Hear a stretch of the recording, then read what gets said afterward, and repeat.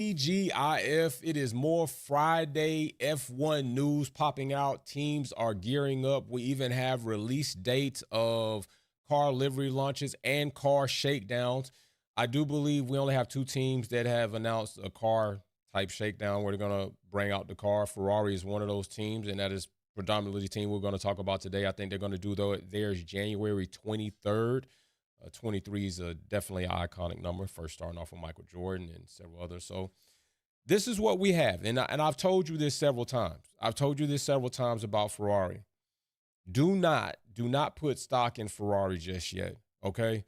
And there are plenty of things that we're going to go over. What's going on, Huey Dewey, first in the live chat. But let's go ahead and talk about some of the things that have already been discussed or relayed to by the team, going through several type of reports and rumors out here. So first out of the gate, we do have Ferrari. Chief Azor has now announced the Italian powerhouse will unveil its to be named 2026 challenger at Florinero on 23rd January with drivers Charles Leclerc and Lewis Hamilton giving the new car its first mileage with a shakedown. I do understand the shakedown, definitely a very good component of letting people see the car run on track. It was awesome. Ferrari has dropped shakedown before where it's like, okay, could have done more, but could have done better. But it's a good thing. But don't take anything from it. They're going to do this shakedown. They're going to put a car out on track that's going to run, it's going to drive, it's going to steer. That's great. It's still not going to tell us anything of a sort of what type of performance this car will be bringing the first race of the season. A shakedown is nothing but a dog and pony show. And a dog and pony show, nobody ever really likes. Okay? Ferrari has to do more than a dog and pony show. And they're not going to be able to do it at the shakedown. I understand all of this talk about we're going to be aggressive and la-da-da-da-da. That sounds good. You were aggressive last season, leaving 2024 while you had second in the Constructors' Championship, and you went 90% plus aggressive, changing the cars at 2025, and it was a damn dumpster fire. So Ferrari talking about being aggressive is a little bit more alarming to me than it is soothing to me, and I'm just going to leave it at that. So we will see. What's going on, Sean? Now, Sean is in the house. But it goes right here. It goes further in depth. Vassar has set aggressive targets to develop the 2026 car as late as possible, meaning he has pushed back the final assembly until the eve of Florinero filming session. I don't know too many situations where turning in your homework obscenely right at the deadline turns out great.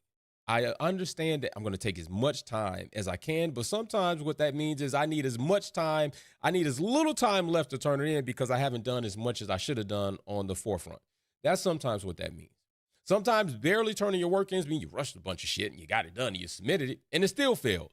So I'm not too confident in what that's going to equate to. So that is what that is.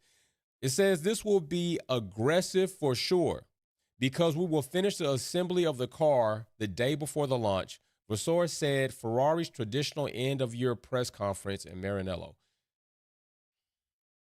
What does that mean for us? What does that really mean? It sounds good, and maybe even feels good to say, right? It sounds good, aggressive. Oh, man, they're going to be aggressive. Yeah, you was aggressive last season with 90%, and it sucked. It sounds good right before the filming day. We going to drop a bomb on y'all. Oh, wow. But is it really going to be wow? That's what I'm saying. Like, all this fluff from Ferrari is another F word for Ferrari other than fine in first. It's fluff, failed, fire. There's a lot of other F words that I can associate more with Ferrari based on last season than I can with F words that are positive, okay? And this, what's going on? Darth is in the live chat. This does nothing for me coming from Ferrari, coming from Fred. It does nothing for me. It doesn't spike my interest in what's going to come from Ferrari. It doesn't raise my level of confidence about what Ferrari can be in the 2026 season. It doesn't make me feel that the wrongs are going to be righted coming up this season. It doesn't make me think Ferrari has a clear and fine grasp on the regulations of 2026 this season. It does nothing for me, and it should do nothing for you. What we all are waiting for is real performance and data-driven ass finishes on podiums and at least in the top 3 and returning to championship status, not only by team, but by a damn driver. That is what we're waiting for from Ferrari. That's what we're waiting for. We're waiting for this team that is always looked at as great to actually be great, because you haven't been great in some time. That's what we're waiting for. And we're not getting it right now. We're obviously not getting it right now. So another thing we'll get into right here is, when asked what Ferrari's first car of the new regulation era will be called, Vasseur remained tight-lipped. This will be part of the launch, and you will discover it a bit later. I don't want to spoil everybody and spoil everything. You're not going to spoil it. What is it going to be, the SF26? You can't even get out of your own way to really change the livery of the car. I don't think the name or the designation of this new 2026 Ferrari is going to be any other thing than the SF26. If you do, I'll be like, oh, okay, great. When it comes into the season and there's time for teams to adjust their liveries, you're the least to do it. You do the least on a livery change. I don't imagine you're going to do some type of turnaround on the designation for the car. So tight-lipped. Now, I'm going to tell you this. Vasseur acting like this is all a secret, and it's, hey, what's going on, Miss Dino? And it's tight-lipped and wait. And then it comes out to SF26. That is going to be an indication of what you may be able to look for in the season.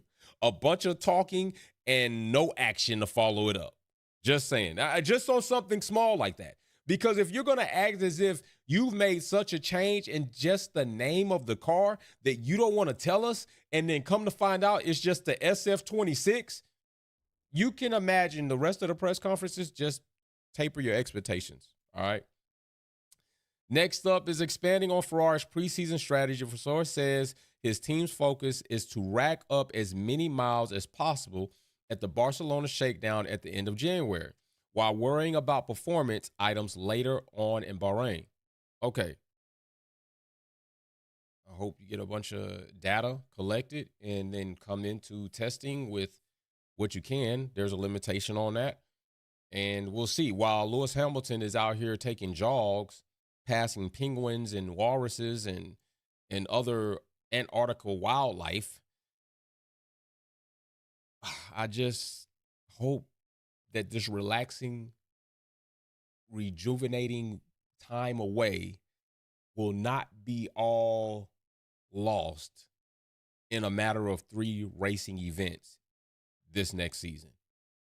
Because I'm going to tell you, I don't know what's worse, and I'm sure there is worse, but I could imagine that a driver or drivers, not excluding Charles Leclerc, to return from some time away, to rejuvenate their confidence and their competitive nature, to then sit in a car that feels either the same or similar as last season or completely worse, could just zap the shit out of you. I'm just keeping it a buck. That could just zap the hell out of you. Just real. Might send you into depression. So expanding on Ferrari's preseason strategy, Vasseur says his team is focused on a track. They're going to do all the performance things later in Bahrain. I think everybody will do what he explained. In this situation, the most important is to get mileage. It's not to chase performance.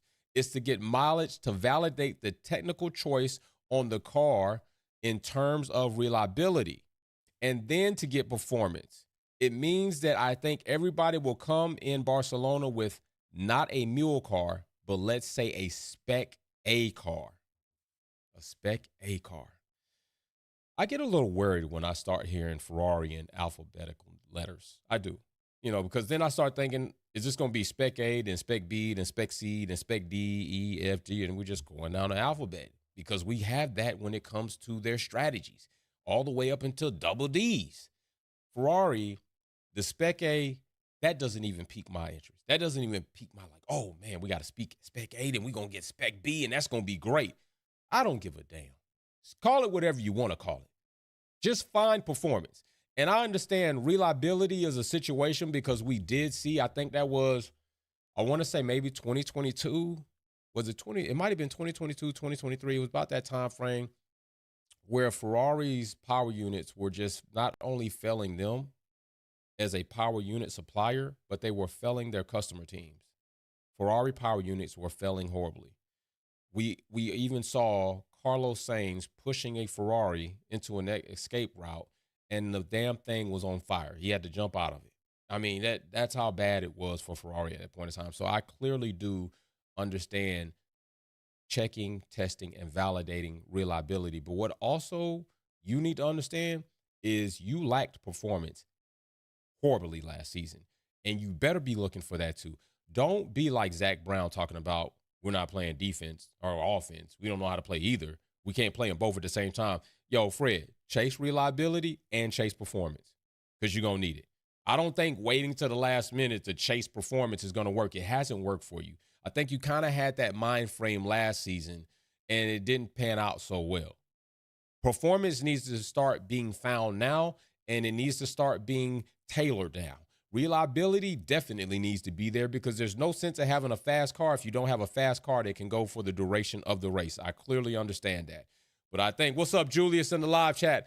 I clearly believe that there are several things that can be tracked and data collected without something else being left behind. And performance is definitely needs to be one of them. So this Spec A car situation, great, sounds good, but it's not necessarily the best thing smoking, okay?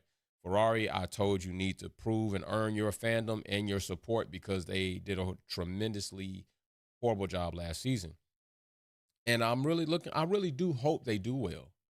I hope they do well, but I'm not looking for them to do well anymore. I'm waiting to see if they do well from here on out. That's where we are. January 23rd, I will be here, and I plan to be live, good God willing, to cover that car shakedown because Ferrari's done a pretty good job at that, and several other livery launches that I plan to be here live and doing. So we're going to have the calendar up. We're going to do what we can do, and we're going to talk about these things as they go. Don't forget, in the Discord, we're going to be having a post-livery launch conversation as these livery launches come out as well, so we can hear how everybody else feels about seeing the new car, seeing the new liveries, seeing the shakedown from Ferrari. So all of that is going to include you. So if you haven't got your memberships, you need to get your membership. You need to sign up so you can gain access to the Discord and all the servers and the shade rooms and the sharing your swag and talking to other Wolfpack members and having constant communication and debates throughout the season, not just when I go live, and even with me joining the group and talking and being able to ask me direct questions. All right. So big shout out to Ms. Dino, Julius, and everybody else, even that creaky door that my wife is trying not to have be so audibly loud as I'm here on the live. You all have a good day. TGIF. Enjoy yourself. Peace. I'm out.